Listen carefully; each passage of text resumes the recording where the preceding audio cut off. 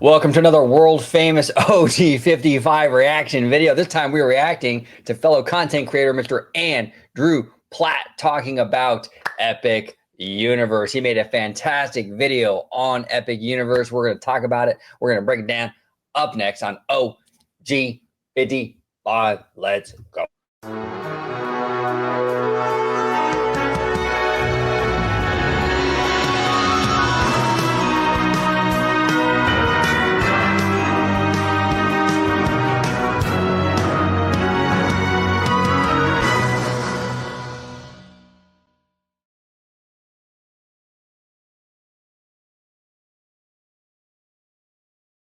Welcome aboard, everybody, to another episode of OG55, another reaction video. This time, Mr. Andrew Platt. First time reacting to Mr. Platt. We're going to watch his video, break it down, talk about it, analyze. But before we do that, George, where can everybody find you on social media, sir? Absolutely. You can find me on X, formerly known as Twitter, at Disney George. You could also find me on Instagram, Threads, and Blue Sky under the Disney Italiano. And of course, you can find me right here on my home base on Orange Grove 55 with Citrus Corner for all that sweet, juicy, but sometimes sticky Disney news and info. And also check out my new YouTube channel and Instagram, Citrico Central, sister channel to Orange Grove 55. There he is. All right, this is Epic Universe, a problematic masterpiece. This is Andrew Platt. I like this guy. George, you brought him to my attention just the other day. I was not aware of this gentleman until just the other day. And he has a good way of kind of breaking things down. And I like his perspective. So we're going to play it. George, you know the routine. If there's anything in the video you want me to pause it, just say, hey, pause it, and we'll talk about it. Let's rock and roll. Mr. Platt. Finally made it to Epic Universe.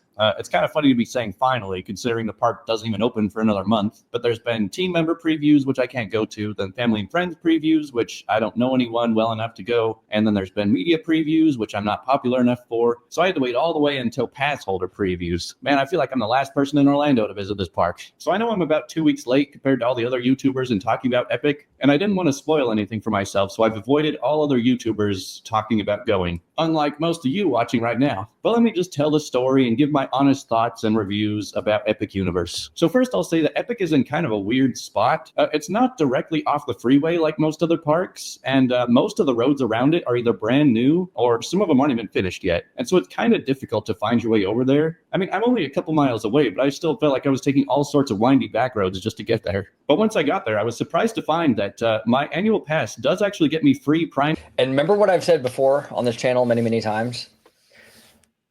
Getting the park built, just getting the damn thing built, getting the infrastructure in place is the hardest thing. That is the biggest hurdle. Out here in California with DCA, building that second gate and getting the supporting infrastructure, the Mickey and Friends and everything in terms of like the roads and all that stuff, getting all that in place was the hardest part. Once you get the park built and you have the infrastructure, now it's all, that's the hardest part's done. Now you can sit there and you can plus expand and add to the park. Just getting that thing built is the hardest part. So that's what we're seeing here with Epic Universe. Same thing. Getting the park built, the infrastructure, all that stuff, that's the hardest part. Once all this is settled and the dust settles, Universal now has free reign to go into this park, add to it, expand, plus it, beautify it, do whatever they want. This was the biggest hurdle, and they're just about done, so that's good. And parking. My annual pass also gets me discounts inside the park. And from what I've heard, once the park opens, this pass will also get me free express after 4 p.m. But you know what this pass doesn't do? Get me into the park. But since I only had 1 day here, I was reminded of just how different of an experience going to a theme park without an annual pass is, because I was there from the start of early park admission all the way till after park close, which was a long day, and I'm still pretty exhausted. So when early park admission starts, the only thing open is Super Nintendo World, and then also the main central hub, Celestial Park. Well, Stardust Racers was down in the morning, so everyone just went over to Super Nintendo World. So I start the day just getting on Single Rider of Donkey Kong, the Minecart Madness. But honestly, I would kind of say that Minecart Madness feels more like a dark ride than a roller coaster. I mean, it is technically a roller coaster, but it's not very fast, and it's just extremely themed all the way through. I mean, this ride just looks amazing from start to finish. And I learned throughout the day that just about every ride in this park is full of animatronics and on-ride audio and just great theming. So anyway, the reason I started with Minecart Madness... And that's kudos to Universal. You know, for a long time there, Universal leaned heavily into screen-based stuff. And they still have screens, and there's nothing wrong with having screens. You want to have that tool in your toolbox. It's a technology you want to be able to utilize when appropriate. You know what I'm saying? You don't want to throw the baby out with the bathwater. You want to you be able to use it from time to time, obviously, and they do, and so does Disney. But they've been stepping up their game, like Andrew was saying. They've been doing a lot more animatronics, a lot more physical sets. The mixing of the two between like physical and like augmented reality with like Mario Kart. So yeah, they're steps in the right direction. Absolutely, with Universal, they are definitely providing more variety in terms of the medium in which what they use, whether it be screens or physical. It's much more of a mix than it used to be maybe 15 years ago.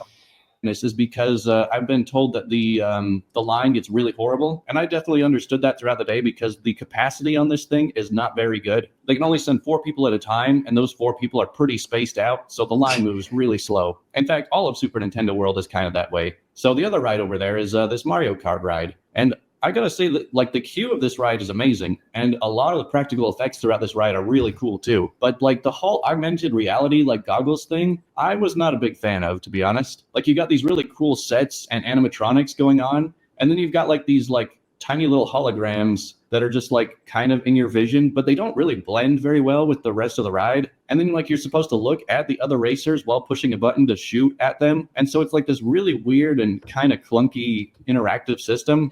I love Mario. yeah, George definitely agrees. I actually do have a fun time on Mario Kart. I actually went on it recently, about a week ago, with my buddy Sean, and I had a great time with it. I really did. But he's not wrong though. It is a little clunky, a little bit weird. One of my bigger complaints though, more than even just the weirdness of like the little, as he calls them, little holograms kind of flying around, I don't like the fact that you run out of shells, because there's long stretches where you don't have anything to do, because you don't have any more shells. So you're sitting there and you're like, okay, I can't shoot anything. I don't have any more shells. I got to wait till the next thing comes around to refill it. For me, that was more annoying than anything. But what say you, George? I know you have thoughts on Mario Kart. I enjoy the ride. It's nothing spectacular, but I do have a good time with it. But what say you? Yeah, for me, I feel like there's just like too much going on at once. As Andrew was pointing out, like the set pieces are very nice. I would prefer if it was just a regular dark ride, to be honest with you, and not even really call it Mario Kart, because it never really gives you that sense that you're racing, because it's like traveling half the speed of smell. But it's like, yeah, you got these like holograms that are like floating in midair. It doesn't look appealing. And then the ones out here at Hollywood, I think you have to kind of like nod your head up and down to try to like hit your target and what have you. You're missing all the nice set pieces. It doesn't even give you really, for me, even going over that rainbow bridge, so to speak, it doesn't give you the sensation that you're racing. So for me, like, I just feel like it's a waste of time, like to go on and experience like the other things that Epic Universe has to offer. But I am still curious about Donkey Kong. I'll hold my, my full opinion until if I can get the chance to ride it. Abby and I'll talk to her to see if she may consider doing the single rider line, just so we can experience the ride itself, so I can kind of review it. Because yeah, that's a big issue that I've heard with a lot of people, is the capacity for that ride is what slows the progression of the line big time. Absolutely. As far as like shooting dark rides go, this is probably my least favorite type that I've seen. I think that I'd probably enjoy this ride more if I just took the goggles off and just experienced it raw, which I'll probably try next time I do it. But overall, it still feels like a really high quality ride. I was still very impressed with like how well it was put together. And then the third ride over in Nintendo World is just that little Yoshi. And I just have to say, there's nothing wrong with going raw. There you go. There you go. You're a big sushi fan, huh? People mover type ride. I mean, it's kind of cute. It's just a relaxing little thing to cruise around, and you get some good views up there. But again, all 3 Super Nintendo rides have really low capacity, so you're probably going to be stuck in pretty awful lines. However, I do think that the Nintendo Land was the land that surprised me the most. It was not the land I was most excited for, but after going to all of the lands, I think that it actually impressed me the most. Wow. It just feels like there's so much to see, and there's just so much going on, and they've got all the music playing, and I would say it was probably the most immersive land in the whole park. But again, it feels like it's kind of a cramped little area, and so when you've got tons of people there, it can feel a bit crowded. So anyways, right outside Nintendo Land, you've got Celestial Park, which is the whole central hub, which is a very... Well, and that's the issue that we're facing even with Super Nintendo World, like out here in Hollywood, is Right. it gives like a lot of cramped like space where there's like so much going on around you. So the fact that Andrew is confirming that they're getting that over in Orlando when they actually have a whole lot of space, I mean, that doesn't give me too much hope that of how we feel going into Super Nintendo World out here in California is the same way we're going to feel like when we go into it in Epic Universe. And maybe it has a more hype over there because a lot of East Coasters haven't been over here to Universal Hollywood. Right. So they're not, they've never really experienced Super Nintendo World. So maybe because I've been there so many times that there's really not too much of an appeal for me. Maybe to go on Yoshi, depending on how long the ride is, what have like the line is for the ride. And also to check out the Donkey Kong area, whether or not we get on the ride or not, but just to see the land. But other than that, I really have no extra appeal to go into Super Nintendo World. Yeah, I mean, here's my thing with Nintendo Land. I like Mario Kart. I think it's a cute ride. I think the land itself is cute. I think that my biggest criticism, I haven't been to Epic Universe, so I can't speak on that because I do know theirs is a little bigger at least. But like the one in Hollywood, I think my biggest complaint, and we talked about this with our friend Jay Shearer recently when we went down there, there's nowhere to really kind of decompress in Super Nintendo World. It doesn't really leave a lot of room for like relaxation in any capacity. It's like stimulation over like overdrive. Yeah, it's just constantly throwing stuff at you. It's color, sound, movement, this, that. It's like it's so much like all the time. Where like even when you go into Toontown, there's areas that are like calmer than others.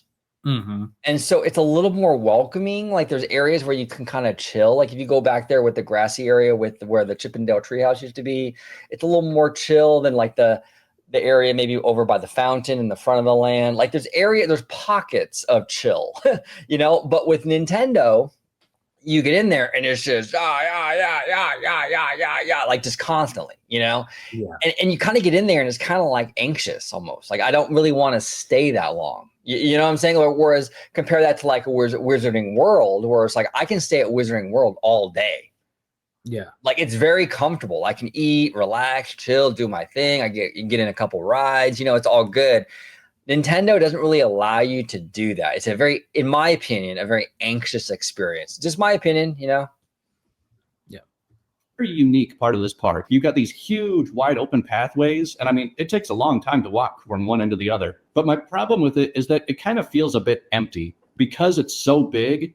There's no way that they can fill the whole thing with stuff to see and do. A lot of it is just walking paths, which is fine, except that there's also just almost no shade for the whole area. So you feel like you're just a sitting duck out on these huge wide open pathways with the sun just beating right down on you. Now, I want to say this, and I'm not going to just pick on Universal, right? I just want to make this kind of like, I want to bring this point up because we hear it a lot in our community that the California-based Imagineers don't understand Florida.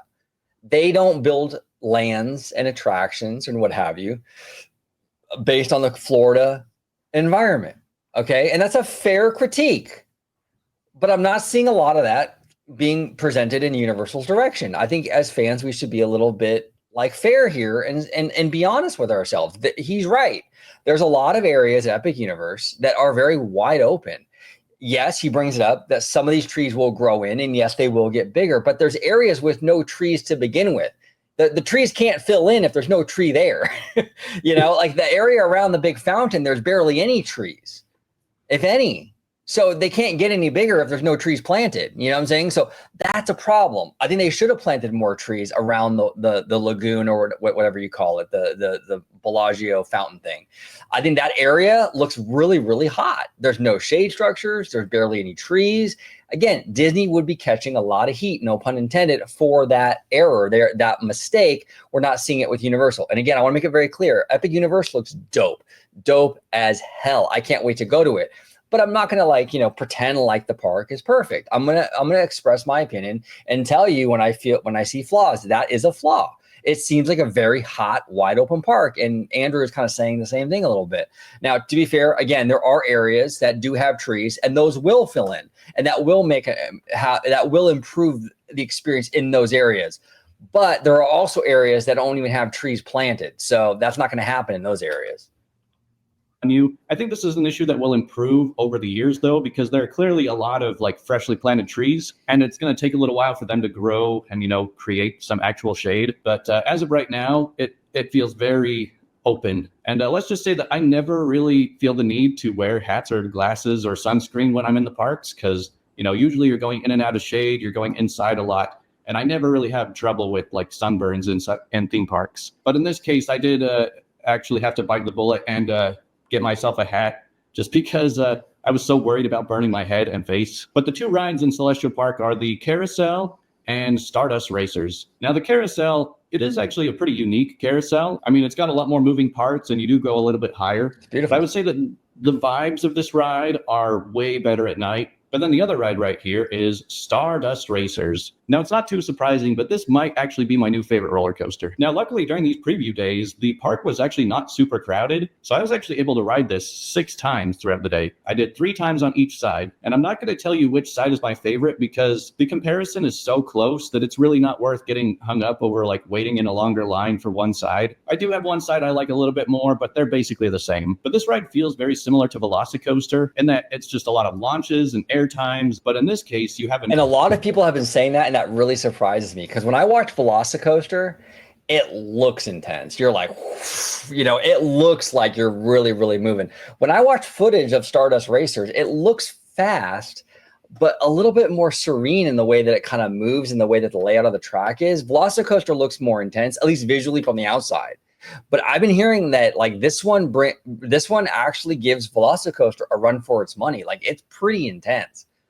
I agree with you. Like, anytime like you visually watch Stardust, yeah, it feels like it has like this kind of like smooth aerial movement. Like it's like if you were to set it to music, like it would move like to the beat, like of like some sort of like symphony orchestra yes. kind of thing. But yeah, when you watch Velocicoaster, especially in part, like you could see that thing like just like rips you to shreds, no pun intended. But it's wild. Now, our good friend Universal High, I want to give a big, huge shout out to Universal High. He's an amazing dude.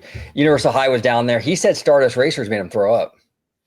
That's interesting. I'm like, that's wild, man. Yeah. I mean, I'm not going on it anyway. I'm not a coaster guy, but I mean, that's interesting though. You know, I've been hearing a lot about it, how intense it is. And just from the outside, it doesn't look intense, but I guess once you get on that thing, it's pretty crazy. So that's wild. Another coaster right next to you, and this creates a much more different experience than you would expect. So normally on a roller coaster, you know, you're facing forward, you're just watching the track ahead of you. But on this racing coaster, you are often looking over to the side. So like you're going down the track, but then there's another car right next to you, and so you're looking at them, and then you start like whipping around each other, and so you're just like watching them as they go around you, and then you start going around them. And then you come so close to each other, and it's just really awesome to just be, you know, racing the whole way. You know, for so long, it seems like people only give roller coasters credit just for the feelings you get, you know, all of the elements and the airtime and all that stuff. But I feel like theming and visuals are something that a lot of coasters really forget about. Like, yeah, it's great to have a lot of cool feelings while you're on the ride, but it's also cool to have like really good sights. And then the rides also have music playing too, so you get the sounds too. So it's more than, and that's one thing to be on topic with Universal. That's one thing I think the Fast and Furious coaster at Hollywood, out here in Hollywood, is going to do really, really well, is the sights and the sounds. Like, you're going to be on that hill at Universal Hollywood, literally overlooking the valley, the San Fernando Valley. You're going to be able to see the Warner Brothers studio, the Disney studio lot. You're going to be experiencing Hollywood from that coaster. You're going to be experiencing LA from that coaster, which is perfect. That is very true, because the highest point that anyone has ever experienced in that vicinity is if you're on the upper lot going down the escalator. Right. But yeah, that's true. When you're on that Fast and Furious coaster, you're going to be up how many stories higher? And looking out, as you said, into the valley with the other studios. That's going to be very interesting of getting that bird's eye view. Yes, because you can already see Warner Brothers and Disney from from the escalators and stuff. So when you're even higher, like you were saying, you're really gonna be able to look down and see everything. And that's perfect theming really for a Fast and Furious coaster, because it's very the theme of it, like they're in the city, right? Like they're in the city, they're doing the racing thing. And it's kind of cool to have that element out there, and you're literally, going around this giant track and you get to see a lot of LA. I just think that's freaking awesome. I think it's a perfect placement for that attraction. Than just Fits a very ride, well. it's more of like an Yeah. experience. And so when you've got the visuals of racing another train and the sounds of the music playing and all of the airtime, it adds so much to a coaster that like a basic parking lot coaster just can't really compare to. But anyway, I do think that Stardust Racers might be the best ride in the park. At nighttime, it definitely is. During the daytime, it has some competition. So let's talk about that competition, starting with Dark Universe. Now, Dark Universe was the land that I was most excited for.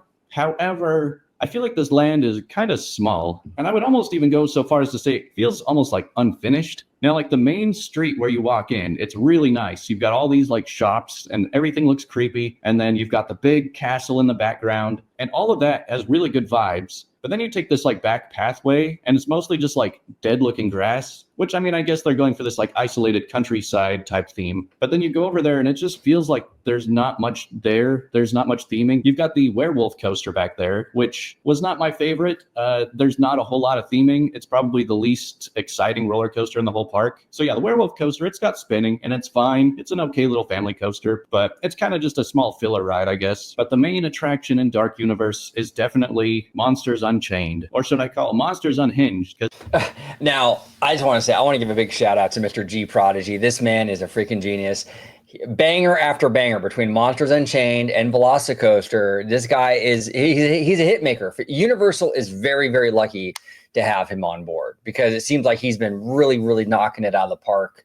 No pun intended lately. So this ride is one big cluster in a good way, though. So you walk through this big haunted castle of a queue, which, I mean, the queue is everything you could hope for. I mean, there's tons of like these crazy scenes. You feel like you're walking into a giant haunted house. It almost has like Halloween Horror Nights vibes in some places. But then you get to the loading station for the ride. And I'm going to be making a lot of comparisons to Harry Potter and the Forbidden Journey, Oberon Islands of Adventure, because it's a very similar ride style. However, there are a lot of things that make this one different. So again, you have 4 seats that are just like on an arm, and that arm travels around a track, and it's sort of just pointing you at what it wants you to look at. But this time, it doesn't put you in front of a screen like Forbidden Journey does, so it's not trying to do like a simulator thing. But like I was saying with calling this Monsters Unhinged, this ride is just absolute chaos. I mean, it'll stick a monster in your face and the monster will try and jump out at you, and then it'll whip you around and then there's another monster coming at you, and then it'll like whip you around again and there's 2 monsters fighting around you, and it's just nonstop action of like everything like killing each other and just stuff popping out at you. It's like, it's so fast paced. There's so much action and horror, and yeah, it goes on for a long time too. I think I heard somewhere that it's like 50% longer than Forbidden Journey. Now, the funny thing about the day that I went, I don't know if this is just a preview thing, but it seemed like in the mornings, as everything opened, all the lines got super long, and Monsters Unchained started at like 90 minutes right when they opened. However, later in the afternoon, there was nobody on it at all. Like at one point, I just walked right in. I was the only person on the ride. I saw like empty seats everywhere. So I actually did get on it 3 or 4 times throughout the day. They do have a single rider line, which can be faster, but I would recommend you do the standby queue at least once, because the single rider skips like, half the experience of like walking through the castle. But yeah, I was amazed at just how easy it was to get on this throughout the day. But I'd also noticed that throughout the day, more and more animatronics would like stop working. And so that's probably something that needs to be figured out a little bit before the official launch. But as for Dark Universe as a whole, I would say the land is pretty cool, but mostly only at night, which is kind of obvious. This park actually got way more crowded after the sun went down, because, I mean, obviously it's a horror movie. It's called Dark Universe. It's going to look better in the dark. But yeah, during the day, this park.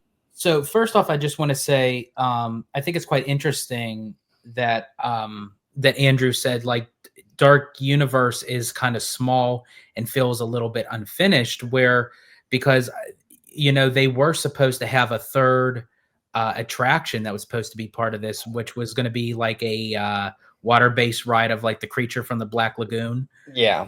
And I think, go ahead. I'll let you finish. Go ahead. No, go ahead. No, I was just say I've heard that. I heard that before too, and I've heard that this is like, I think, the smallest land in the whole park.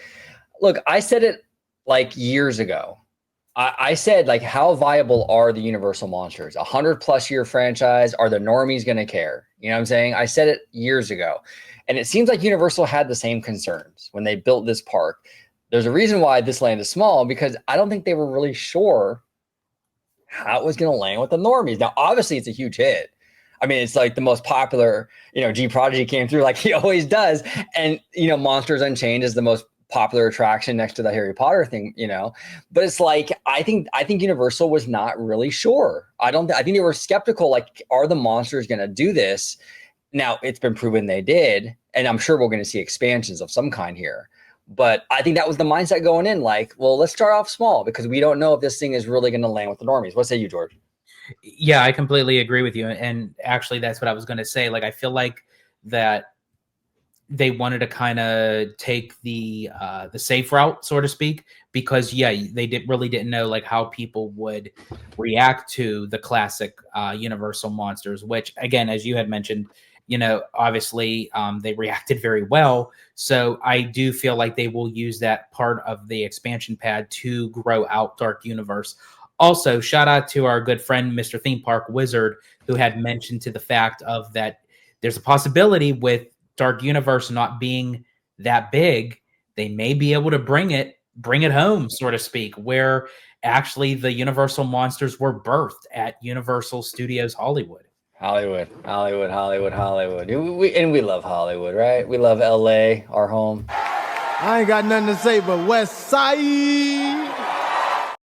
Always. Here we go. I do want to say really quick, there are two things that Andrew had mentioned in comparison when he was mentioning about Celestial Park and Dark Universe. And he said both of these lands are much stronger at night.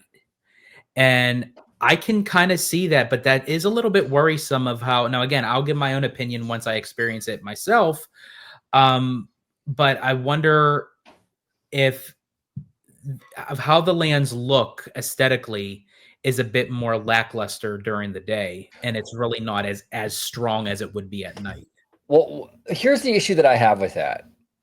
Universal isn't known for keeping their parks open super late. Am I wrong about that assessment? The Orlando ones, because I know Hollywood doesn't stay open super late, but we have a different situation. So in Florida, how late are they open? Pretty late? Or? I feel like I believe, if memory serves me correctly, they usually run the same amount of time, like with DCA, like 9, 10 at times. Okay, that's cool. That's awesome, because that gives you plenty of nighttime to kind of enjoy. So that's awesome. Perfect. Park doesn't really give the vibe I feel like it's supposed to. So if you're going to create a schedule of like doing one land at a time and just hitting everything once, I would save Dark Universe for the end of the day. But now let's move over to the new Wizarding World, which I might get a little bit of hate for saying this, but this might be my least favorite of the 3 Wizarding Worlds. Wow. Now just think about this. When you walk into Epic Universe, you go into all these other worlds. You go into Nintendo Land or Isle of Burke or Dark Universe, and everything is like this fantastical, like fantasy land. And then you walk into just an average street in France. That's kind of how I felt, where I'm just like, all right, I mean, I guess it is a theme, but it feels like too much of a real world kind of. See, I gotta respectfully push back on Andrew a little bit there, because here at Disneyland in California, we have that same dynamic here, right? You go to Tomorrowland, you have Frontierland, and then you turn the corner and you got just a normal everyday New Orleans Square. But it kind of works. You have the fantastical mixed in with some of this more realism stuff. And I think that's okay if it's okay for Disneyland, the best theme park on the planet, I mean, I think it's okay for Epic Universe, in my opinion. Now, for him, it didn't work, and that's fine. But for me, that doesn't really bother me. What say you, George? It's an interesting perspective. I never really thought about this. Yeah, it is. And that's where I kind of teeter a little bit for right now. I'll give my full assessment once I see it in person, but I kind of see it both ways. I do see it through your optic lens, where it's like, yeah, if you kind of compare it to Disneyland, you have New Orleans Square, which kind of fits in with the the realism with the fantastical, and you can get that with Harry Potter, because Harry Potter, even though it is a fantasy fictional world, so to speak, it also blends in with real world, with London and Paris, with the Fantastic Beasts and what have you. However, where I kind of see Andrew's point on that spectrum is when you call something Epic Universe, out of when you look at a title as Epic Universe and you then compare the other two Harry Potter lands that are in the other parks to Paris, I would expect that the Paris would actually fit more in the studio park. So like I can see what you're saying. That's a fair critique because I think Diagon Alley with the giant dragon, correct, yes, would be more Epic Universe. Yes. So I don't have a problem with this. I think it actually is very exquisite. I think it looks really well. I just feel like as of right now, because again, I haven't seen it in person yet. I feel like that this in particular is in the wrong park. I feel like Diagon Alley and this part with the Paris going into the Ministry of Magic, it should be swapped. That's honestly actually probably true. Yeah, I can see what you're saying with that. Absolutely. Kind of theme. This feels more like an Epcot pavilion than an Epic Land. And then to make it worse, when you go in there, there's not a whole lot you can even do because the Ministry ride is on virtual queue only. So if you don't have a virtual queue, you can't go in there. And then the other thing to do there is a show, which happens every hour. So if you walk in there and the show isn't for another 45 minutes and you don't have a virtual queue, you're just like, well, I guess I'll just walk around and look at stuff. But even that I was finding a bit frustrating because it was kind of hard to tell what anything was, especially on these streets where like some doors take you into a shop and some doors are just decorative. And so you're walking around like, where can I even go? Like most things aren't labeled. Most places you can't see into the windows. Like I want to explore things, but I just feel kind of lost and like I'm not really finding anything. And one issue that I kept running into all over the park was I was just like, all right, I'm just hungry or I want some ice cream. Like, can I just walk into some place and just order something to eat or just get a snack? And so I would see what looked like a food place. And so I'd be like, all right, I'll go check it out. And I'd walk in there and it was just a bar. They were just selling alcohol. So I'm like, all right, I'll find somewhere else. So I'd walk in there. And then again, it was just a bar. I'm like, why are there so many bars around here? And another thing that was really frustrating was that a lot of the restaurants, you just go in, you sit down, Well, it looks like we got our designated spot for our bar chats. Yeah, we do bar chats on Georgia's channel, Citrico Central. And when we ever make it to Epic Universe, hey, that and the Bar Helios. I think the Bar Helios is perfect for a bar chat. I want to do one there so freaking bad. So freaking bad. Scan the table and then you order off the app. However, the app doesn't always work so well. So at one point in the day, I was like, all right, I'm hungry. I need to eat something. So I went and sat down at one of the restaurants. I opened up the app to order and it's not loading. I'm waiting for like 5 minutes and it's still not loading. So I go and ask like, hey, is there any other way I can order? And they're like, no, just try getting on the park Wi-Fi. And I'm like, okay. So I do. And that actually does work. So I am able to order, but the Wi-Fi doesn't like stay working all day. So like I lost the connection. So later in the day, when I tried ordering food again, I run into the same issue where the app's not loading. I try to get onto Wi-Fi, but now that's not working. So I'm just like, well, guess I'm screwed. I can't order food anywhere because they will only let you do it through the app in most places. And if the app isn't working, then good luck. And one issue that I was actually having throughout the day was that my phone was dying. I mean, part of it was because I was taking a bunch of pictures and videos, but Epic kind of makes you use your phone a little bit too much, I think, because they give you the virtual queue thing, which you've really got to be paying attention to. You got to keep checking the time to make sure you don't miss the queue. And then you've always got to use it to order food anywhere you go, too. But lucky for me, I was able to get a virtual queue for the Ministry. So they're kind of falling into the Disney trap a little bit. Yes, and actually, friend of the channel also, The Noble Way, was actually mentioning that too. He did a little, I think like a little video or a little story, and he was saying that was the frustrating part with the Battle of the Ministry is because in order to try to get on that ride, you have to go through the virtual queue process. But the difference is, I believe, and I don't quote me, I think this is what he said, that it doesn't give you specific times of when the virtual queue opens up. So you have to be on your phone at the ready all day looking because it can pop up at any time. Yeah. See, that's interesting. That's a Disney issue. And one of the big selling points with Universal as of the past few years, post-Pandy, has been the simplicity of how they run their parks. So it seems like they're kind of getting into the Disney rut a little bit with this stuff. So that's kind of interesting. Magic. And I will say, I did not know what to expect with this ride, and it blew me away. Even with all of my complaints about the new Harry Potter land, like this Ministry ride is still the best Harry Potter ride they've ever made, I think. So I won't spoil it too much, but I'll just sort of give a basic overview of like how the ride works. So a lot of people were thinking that it's like some kind of Tower of Terror kind of ride just because the ride vehicles look similar, but that's really where the similarities end. In fact, I would actually say that this is a very similar ride style to like Spider-Man or Transformers, but at a much grander scale. So like on Spider-Man, you know, you're taken in this little car and it takes you up to a screen, and then something on the screen is like, you know, attacking you, and it's like shaking your vehicle around. And then you see some practical effects and it moves you to another screen. So that kind of thing happens a lot on this Ministry ride, but it's like a 5-story building and you're just in these huge rooms and you're taken to these gigantic screens, and then, you know, big stuff happens.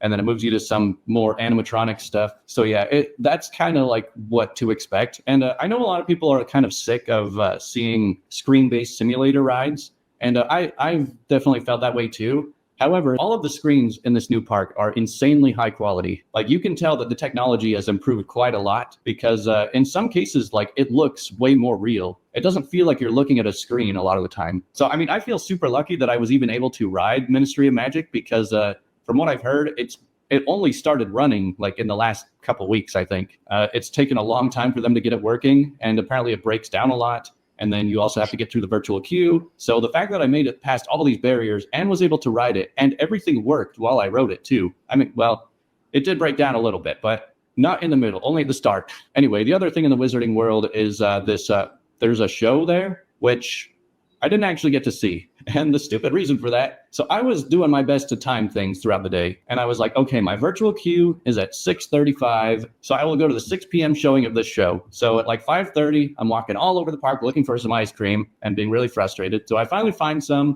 I'm eating my ice cream right outside the show building. I'm like, all right, it starts in 10 minutes. As soon as I finish this, I'll go to the bathroom and I'll come back and go in. So I definitely have to concur with him that because Abby's the same way. She loves her ice cream.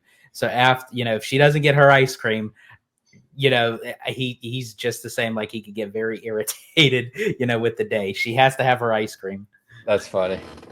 Bathroom, and then I walk up and they're like, we're at capacity. So I'm like, well, great. I guess I'm not watching this today. I think one of the problems with this Wizarding World is that it's not really a Harry Potter world. I think it's based more on the Fantastic Beasts films, which I could never get into, and I'm pretty sure most people are the same way. The Harry Potter films are far more popular, but they're just like, well, we kind of ran out of locations to use for Harry Potter, but we still want to keep the IP going. So we're just going to add something that's kind of similar. So, I mean, Harry Potter himself doesn't even have that big of a presence in this land, other than the whole Ministry of Magic ride and maybe the show. I don't know. I didn't see it. So I think it's safe to say that the top 3 rides for me and most people are Stardust Racers, Ministry of Magic, and Monsters Unchained. I would say that Monsters Unchained and Ministry are both the same sort of like extreme high quality. So I could see people putting one over the other just based on their preferences.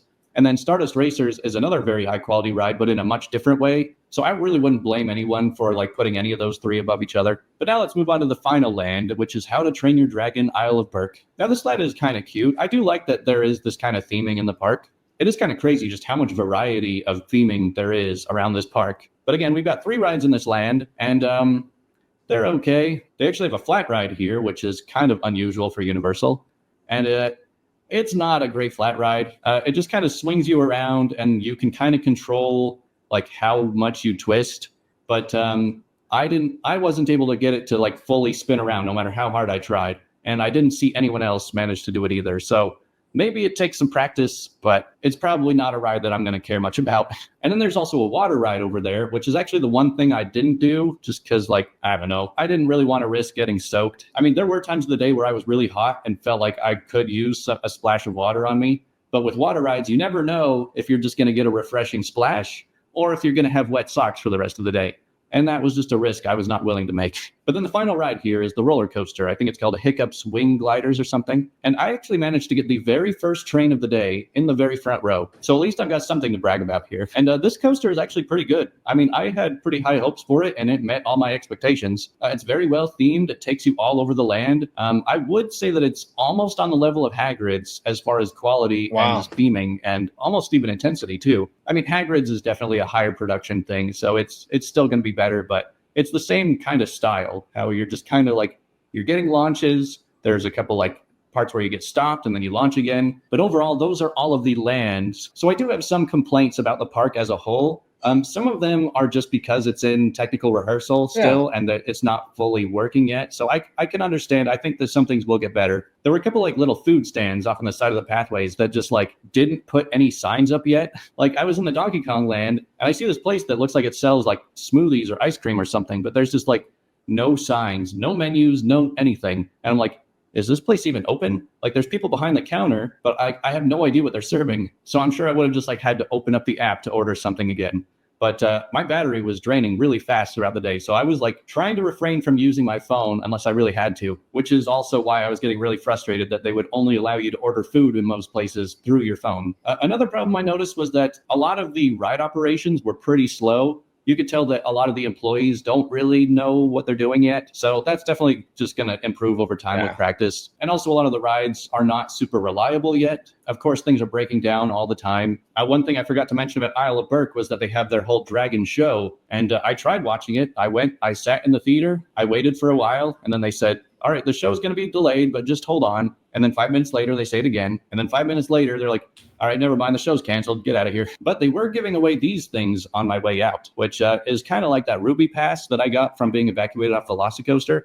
This one, just one single attraction pass to anywhere at Epic. It's basically them saying like, all right, because you missed out on the ride you wanted to do, we're going to give you a fast pass to do another thing. Unfortunately, it's no good at the Ministry of Magic or Minecart Madness, which is kind of funny because like I can understand the Ministry of Magic because that's virtual queue only and they can't just be stuffing everyone else in there.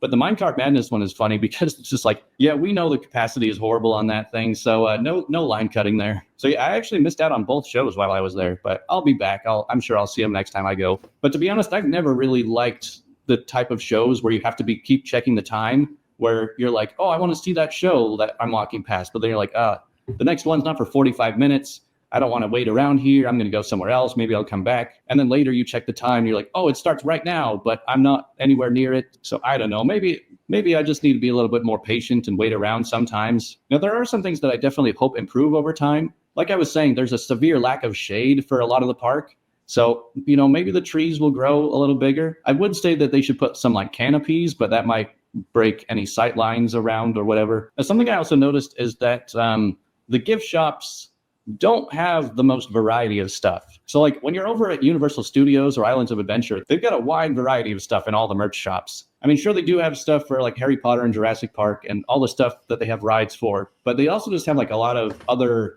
IP-based or just random fun stuff you can buy. Like there's a whole bunch of like Scooby-Doo stuff or Hello Kitty stuff, stuff that's not technically in the parks, but they still kind of own the rights for. So they're like, all right, we'll just sell a bunch of different stuff. But when you're in Epic, there's basically just Nintendo stuff, Monster stuff, How to Train Your Dragon stuff, and Wizarding World stuff, as well as just a few generic Epic Universe things. But that's about it. So you're not going to find a lot of variety outside of those 4 IPs. And I was also a little bit surprised to find that half the stuff in the shops inside Epic Universe is stuff that you could find in the Epic Preview Center over at City Walk. So I was kind of like, man, is there anything? Yeah, that doesn't shock me. These companies, Disney included, they're kind of getting a little lazy with the merch and all that stuff. Like a lot of stuff that you can find in a lot of the lands within Disneyland or DCA, you can find a lot of same merch in downtown Disney and what have you. This is kind of what's happening here with Disney, and I see it happening at Universal too, which is unfortunate. I can get here that's like exclusive to here. I mean, I did get this shirt, which probably started in the Japan Super Nintendo world. But yeah, like I would go into each land and each land would have 2 or 3 gift shops, but they would kind of all have like the same stuff in them. So I was like, well, I feel like you need to diversify a little bit here. But I mean, that's kind of an issue that they could easily solve over time. And hopefully the park branches out. I know that there's a few expansion plots that they are going to be adding to over the next decade or so. So I'm really excited to see where this park goes. I'm not going to say that it feels like an incomplete park. There's definitely a lot to do, but it still feels like there is room to grow. I feel like we could still do with a few more things to do in the park. I've heard a lot of people say that, oh, Epic is not a one-day park. You need to have at least 2 days to experience everything. And I mean, depending on the crowds, I guess that could be true. But at least for my one preview day, I could have done everything in the park 2 or 3 times. In fact, I did most things 2 or 3 times. The crowd levels were really strange because in the morning, I thought it was going to be packed because basically all the rides in the park right at like 11:30, right after they open, every ride was at like a 60 to 90-minute wait, especially the Nintendo Land stuff. But then the afternoon showed up, and then all of the wait times just cratered. But then as the sun starts to go down, a lot of the crowds really come back because this park looks amazing at night. Like if they don't extend their park hours till at least 10 or 11 p.m. for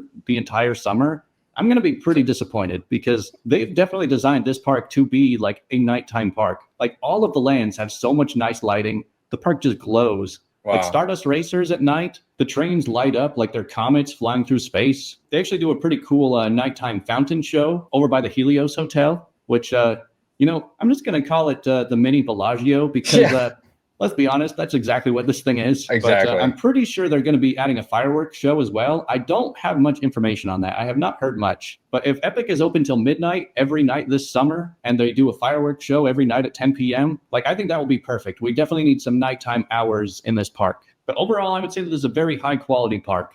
It's really hard for me to compare it to other parks in the area because it's a very different experience going to one park for an entire day for the very first time compared to a bunch of other parks that I've been to 100 times that I just spend a couple hours hanging out at every day.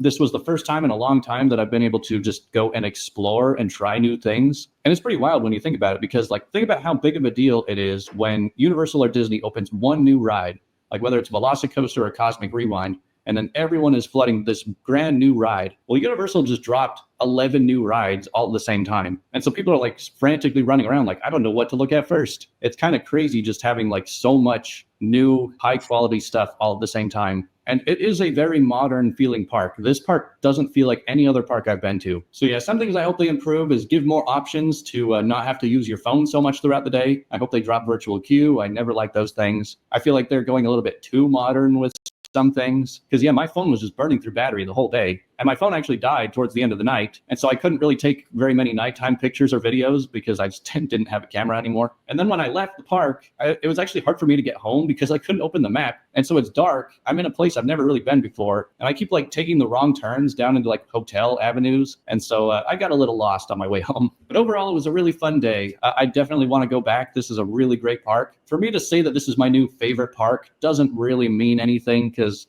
it's just so different. It's such a different experience. I'll need way more time with it. And one day we'll get annual passes so I can take it a lot more casually. So I can just show up in the evenings and ride Stardust Racers over and over again. There are some people who have speculated if Epic will get a higher attendance in its first year than Magic Kingdom will in that same period. I don't think so. As in, like, will Epic be the most visited theme park in the first year? And the answer to that is absolutely not. There's a zero chance of that happening for a few reasons. For one, there's a lot of times where I've mentioned to people back home, like, oh man, have you heard of Epic Universe? And they're like, what's that? I don't think it's as popular as a lot of people within the niche think it is. 100%. But also what's going to be holding back its attendance numbers is that it doesn't have annual passes. So basically what Universal is doing is they are saying, we're going to sell day tickets for the time being so that everyone who buys a ticket can really experience it. So the parks won't be too full, because if you sell a full day's worth of. And I think one of the issues holding, and I was talking to our friend Slimer about this, one of the big things holding this park back, they don't have everybody rides. Mm-hmm. Like they don't really have a Pirates of the Caribbean or a Haunted Mansion where it's like everybody can kind of, whether you're 8 or 80, Mm-hmm.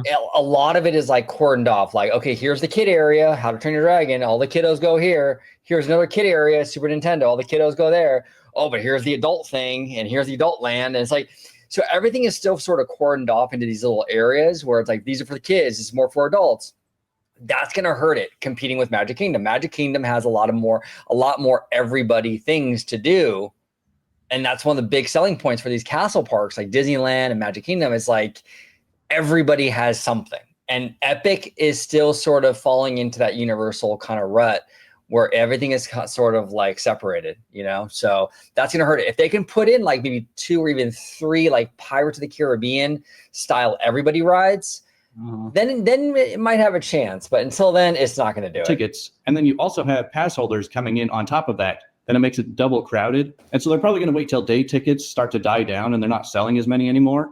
And then they'll open the floodgates so that pass holders can come in. But I think that pass holders really inflate attendance numbers because they aren't just single-time visitors. They could come 30 or 100 times like somebody like me. But anyway, there is my review of Epic Universe. So first time we're reviewing Mr. Andrew Platt here on the channel. He's a smaller channel like we are here at OG55. He's got 6.8. He's got about almost 7,000 actually. It's really good, but he's definitely on the it seems like on the newer side with YouTube, like we are here at OG55. You know, we're at about 6,000. But Andrew makes great content. You know, as you can see here, everybody at home, we encourage you to go ahead and give him a subscribe over there. Check out his YouTube channel, kind of explore. Check out his content. I really like the way he presents the information. He does a really fair review. He's not like shilling for it, but he's at the same time, he's not just crapping on it. It's a very well-balanced review, very honest. I appreciate that. So again, big shout out to Mr. Andrew Platt. George, any final thoughts before we get out of here? Yeah, a few. To echo your statement, definitely. I love his take on like reviewing the whole entire park. He gives the positives, he gives the negatives, his critiques, his opinions. He's very fair with it. It's very level-headed. You know, yeah, you're right. He just doesn't chill for it. He doesn't sugarcoat it. He says it like it is, and that's how we do it here on OG55. Kind of going back a little bit to, you know, Epic Universe kind of going head-to-head with Magic Kingdom of who's going to, you know, take that top spot. And I do agree with you. I do feel like, you know, it would help Universal and Epic Universe to get like that middle ground of like family-based rides where everybody can enjoy. Having said that, I still feel like even if Universal did that for Epic Universe, I still feel like, and I'm not just saying it because I am Disney biased, but I feel like it wouldn't be the same caliber of like the history that the Magic Kingdom has had since 1971, that I feel like everybody can resonate to Cinderella Castle and everyone can resonate to the Disney name and the Disney brand. I just feel like, and I could be wrong, and if I am wrong, I'd eat crow, but I feel like Epic Universe will pull in some heavy numbers, but I don't think it's going to knock Magic Kingdom down off that. Yeah. No, I don't think it will either. I agree. I agree with you. I agree with Andrew on that. I don't think it will. But George, I want to thank you for joining today, talking shop, talking Epic Universe. If you can let everybody at home know where they can find you on social media, sir. Absolutely. You can find me on X, formerly known as Twitter, at Disney George. You can also find me on Instagram, Threads, and Blue Sky under the Disney Italiano. And of course, you can find me right here on my home base on Orange Grove 55 with Citrus Corner with all that sweet, juicy, but sometimes sticky Disney news and info. And also check out my new YouTube channel and Instagram, Citrico Central, sister channel to Orange Grove 55. There he is. Thank you all so much for watching. And thank you, Mr. Andrew Platt, for the amazing content. We will be back very, very soon with another video. Thank you for watching this episode of OG. Thank you for watching OG55. If you aren't already, consider becoming a member today.